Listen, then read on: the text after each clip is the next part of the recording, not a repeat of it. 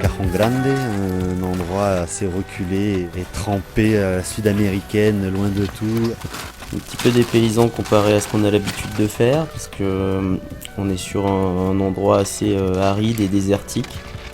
Et c'est vrai que c'est sympa parce que c'est vraiment à l'infini toutes ces montagnes qui avancent, qui avancent, qui avancent. Et plus on va loin, plus on trouve des choses. Donc le voyage a été assez long, donc entre l'avion, le minibus, le 4x4, la montée en motoneige au refuge. On a eu en gros un voyage qui a duré 35 heures.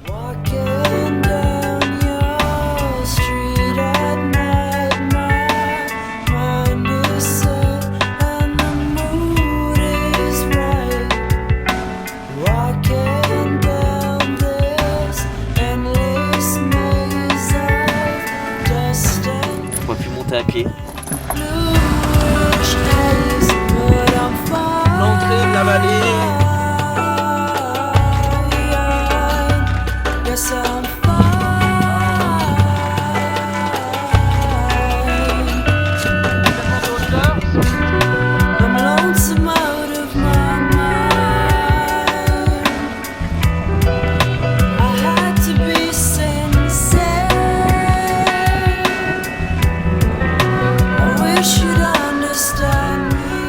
On a eu un long voyage, un long périple jusqu'à arriver au refuge, donc un refuge qui est posé dans une fond de vallée à côté d'une petite rivière avec des thermes d'eau chaude. Donc un refuge très typique du moins de l'Argentine. Justement c'est Serge Cornillard qui tient ça avec sa femme. Donc il y avait beaucoup d'enfants aussi. La vie au refuge a été très mouvementée, surtout avec le petit Mathias. Un champion, on entendra parler de Mathias Cornillard dans 10 ou 20 ans.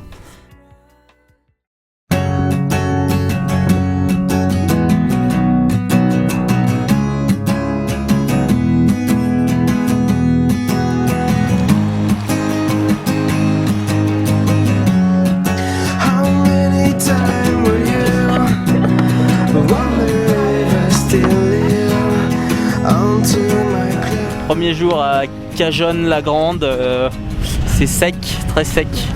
On va aller faire du repérage.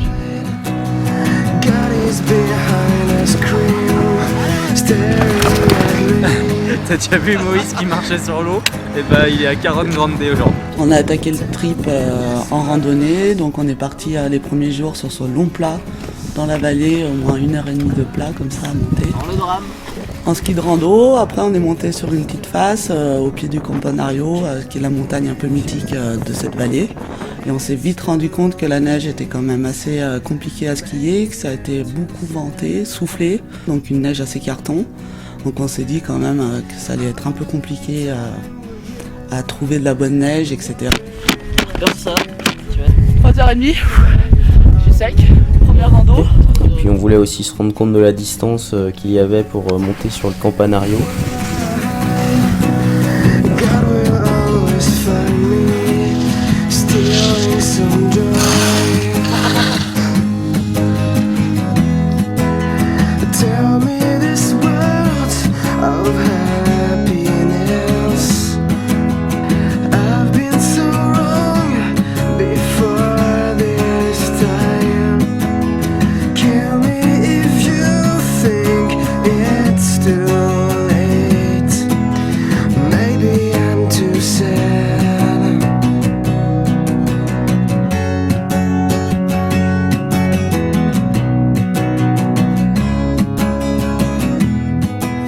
Comme la neige en fait était pas top dans le bas de vallée, c'était pas mal soufflé, il avait fait assez chaud. Du coup on s'est dit que si on skiait proche des 4000 mètres, on avait des chances de trouver la meilleure neige. Donc Campanario, c'est la montagne de Cajon Grande qui est à 4050 mètres.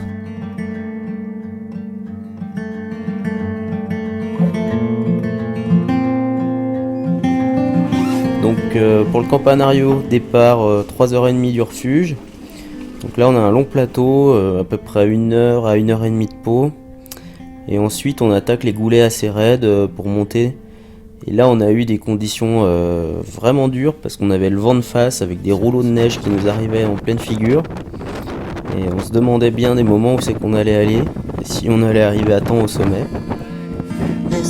to the wind, raging in the night, comes from far away, far and out of sight.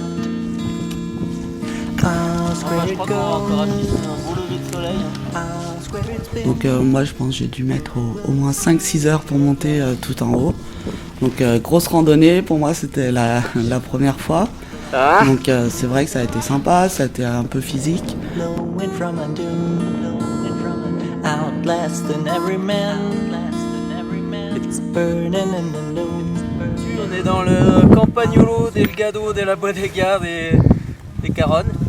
Et il vente, il souffle. Il est 8h20. On a pile le temps de faire le dernier petit couloir avant le soleil. On s'équipe. C'est parti.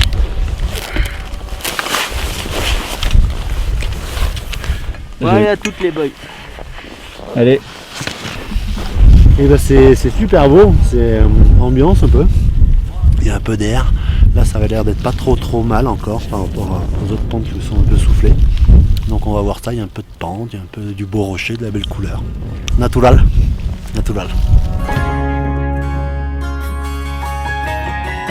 Donc là on se rapproche du couloir, on commence à grimper dedans. Et là le jour se lève et on se dit qu'on va pouvoir skier dès les premiers rayons de soleil.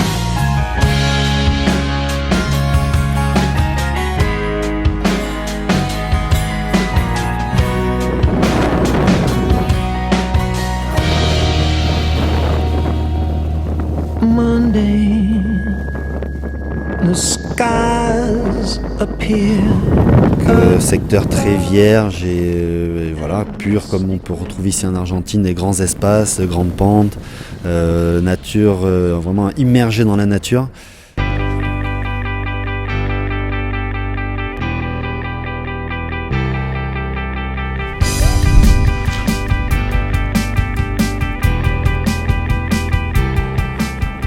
Plus on monte dans le couloir, et plus il y a de la bonne neige. Et bonne surprise, on arrive au sommet, il y a à peu près 80 cm de poudreuse. Il est raide ce tête. Donc on peut faire les premiers virages dans de la bonne neige. Bon, ensuite c'est très changeant, mais au moins on a une belle lumière, une belle neige et on est très content de faire ce joli couloir qu'on voit depuis le refuge. Vraiment une belle expérience et une belle rando d'aller au sommet du Campagnolo.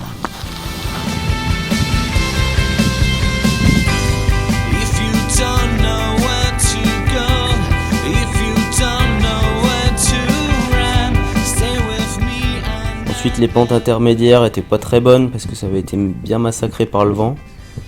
Et puis après on a pris un petit goulet un petit peu assez étroit pour rejoindre le plateau qui nous amenait directement sur le refuge.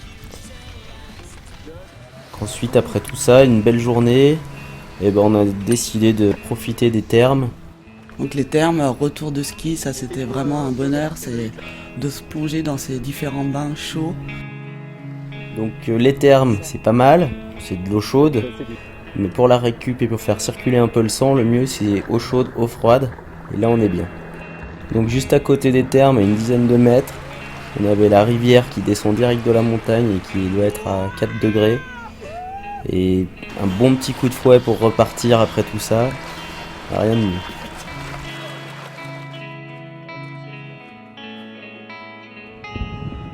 À Carjon Grande, on était avec Serge Cornilla et Serge Vitelli, quand même deux pointures françaises du snowboard et qui ont marqué leur temps.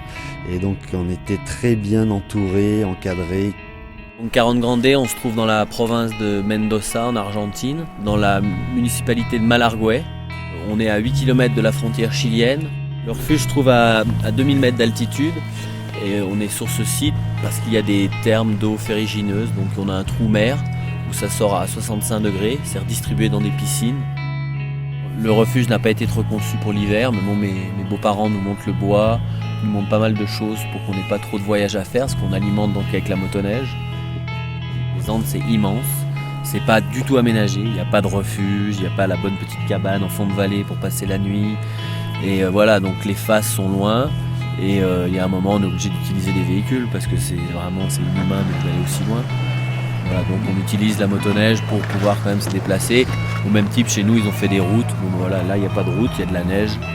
Il n'y a pas de moyen de locomotion, il n'y a pas de station, on est loin de tout. Du coup, c'est vraiment motoneige, traversée de ruisseaux, montage de ponts pour passer les motos, pour passer le matériel. Il faut vraiment avoir une bonne notion des distances. On peut être très vite surpris, un petit plateau comme ça qu'on regarde à vue d'œil, et ben, il peut faire entre 8 et 10 km. En pot, ça prend beaucoup de temps, les approches sont très longues. Donc là, on a pu bénéficier du skidoo, du refuge, pour pouvoir s'approcher un peu plus vite au pied des faces. Donc grâce au Sergio, fin de semaine, on a skié des trucs plutôt typés freeride. Donc comme eux, ils aiment bien découvrir toutes les montagnes qui sont autour de chez eux, et bien ils nous ont trouvé une nouvelle face et on a pu, on voyait des belles courbes dedans, la neige était restée bonne, comparée au reste de la vallée qui avait été bien déjà tapée par le vent.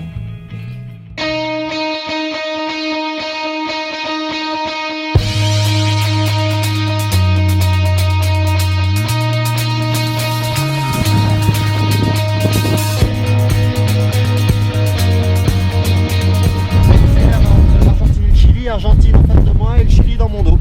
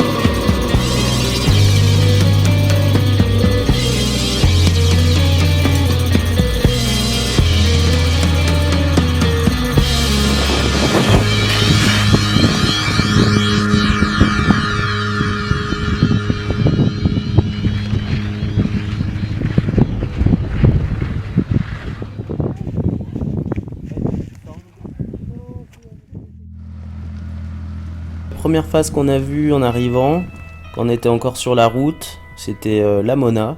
On a planifié ça pour la fin de la semaine. Et en fait, le petit plus, c'est qu'on était à côté des gauchos. Et eux, ils ont une grande maîtrise des chevaux. On a pu profiter de leurs animaux pour pouvoir s'approcher du pied de la face. Ce qui étonne souvent quand tu viens ici, c'est leur patience. C'est vrai que tu vois qu'ils vivent dans une échelle temps un petit peu différente de la nôtre. Même moi, je suis assez cool, mais j'ai du mal aussi des fois. Mais eux, ils ont une bonne capacité, surtout à cette époque, hein, parce que après leur activité, c'est quand arrive novembre, décembre, là, ils remontent des troupeaux de je sais pas combien de bêtes de plus bas. Et Wacha, qui était là, Wachamora, c'est vraiment le capot. Il est recherché hein, du sud au nord. Wacha Tout le monde se l'arrache parce qu'il est capable de remonter des immenses troupeaux. Tu le vois faire, c'est hallucinant. Hein. Là, ils sont tranquilles et tout. Là, quand il bouge les troupeaux, ouais, il saute du cheval qui repart, il se met des boîtes. Ou quand tu le vois en train de les dompter, alors là, c'est violent. Hein, c'est violent. Au début, ça surprend.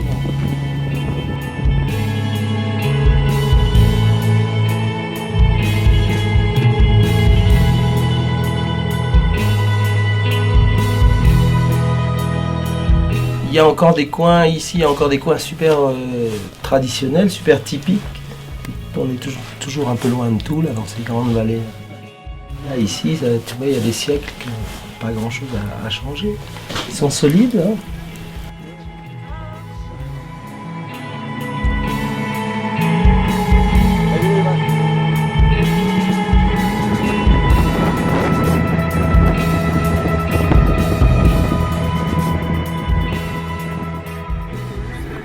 Et donc pour notre dernière nuit au refuge au Cajón Grande, le lendemain on est reparti sur une autre montagne, ça s'appelle la Mona.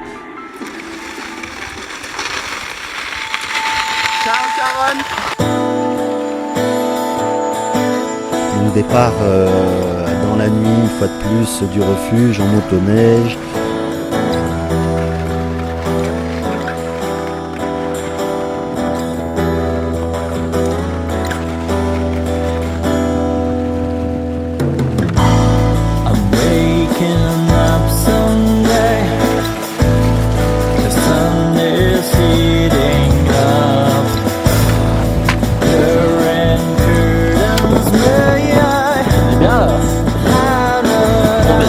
Traverser le ruisseau, récupérer un 4x4 pour traverser un autre ruisseau, un autre 4x4 qui nous a récupéré pour redescendre pour aller retrouver les gauchos dans leur petit estancia où il y a les chevaux. C'est le monopode.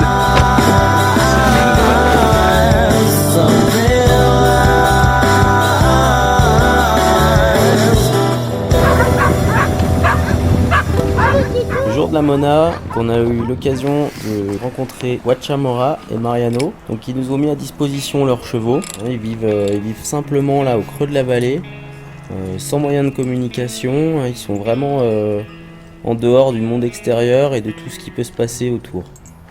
Luego, aquí. Si. Aquí. Si.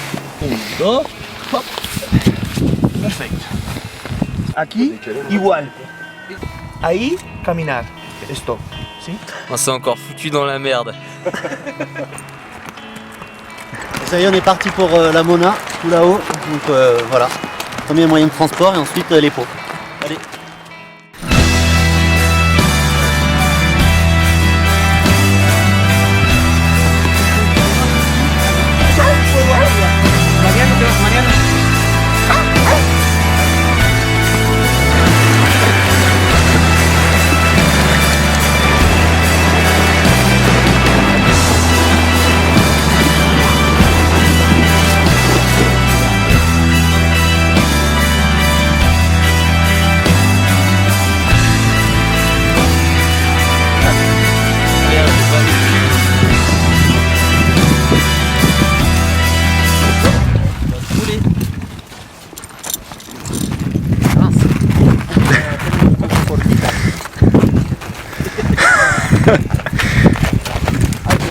Tu vois, il avait pas envie. Hein.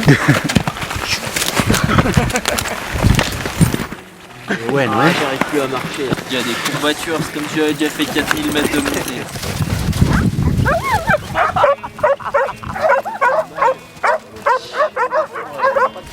Ouais, bah là, même chose, fini la déconne. Ça va être à nous de cavaler. À partir de là, bah voilà, on regarde un peu le sommet, on essaie de trouver une ligne cohérente et à peu près directe.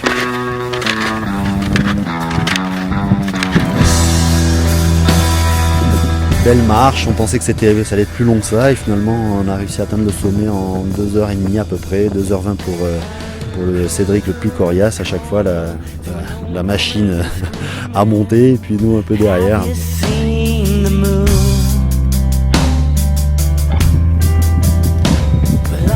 Il nous restait un peu plus de 1000 mètres à monter dans la face, la majorité en pot, puis après on a fini à pied dans le petit couloir raide au sommet.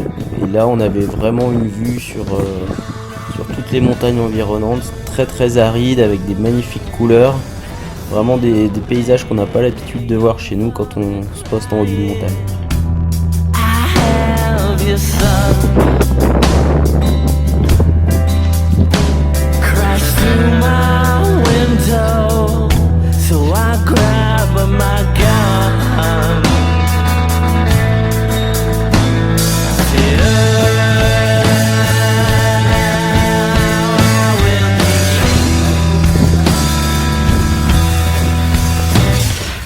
On a toutes les conditions de neige dans la journée avec du vent.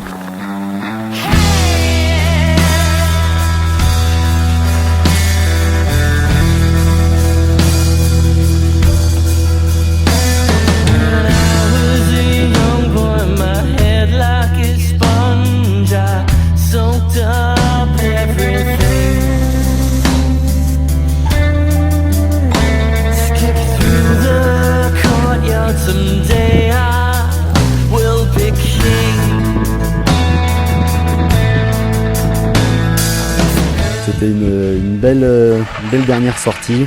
Voilà, une montagne je crois qui n'avait jamais été faite, une de plus, comme pas mal par ici en Amérique du Sud où les espaces sont tellement immenses que voilà, on fait que des premières. Donc voilà, on a fait une belle journée, belle ride malgré les conditions. Dernier jour, la fatigue, moi j'ai un peu craqué sur le mental. Je suis pas allé jusqu'en haut, mais bon, ça a été sympa. Je suis monté quand même à la moitié de la face pour attendre un peu les garçons qui sont allés, eux, jusqu'en haut.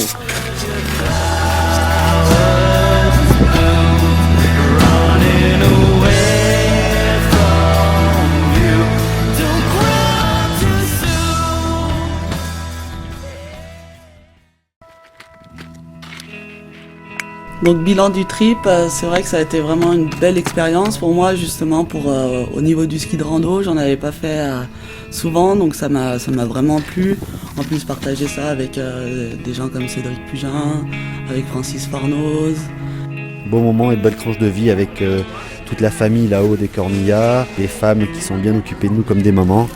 On était vraiment dans un petit cocon familial. Voilà, même si les conditions de neige étaient assez difficiles, on a eu des moments de vie incroyables avec les thermes, avec voilà, les rencontres, parce qu'on ne se connaissait pas tous. Et voilà, un grand moment de vie.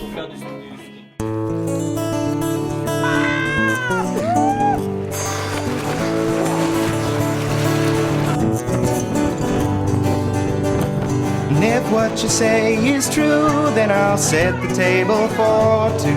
Leave the cleaning for the morning, stay in bed adoring. Ça te fait rire. The eyes of which are smiling. To the thought of me, it's me and you. The home in you I find laughs with the bottle of wine. As of now, both eyes are open, looking past a home now broken. From a deep sleep I've now woken to the thought of me, it's me and you. We'll take the long way home, our sneakers wet to the bone. Casting stones behind us, let them lay where they lay, and make sense of the road these emotions may play. And I'll mess up your hair, and you'll give me shit for the clothes I wear. Now it's time to clear the table, you'll argue that you're more able. So I start writing down some songs as you shoot more rockets at home. I can fly.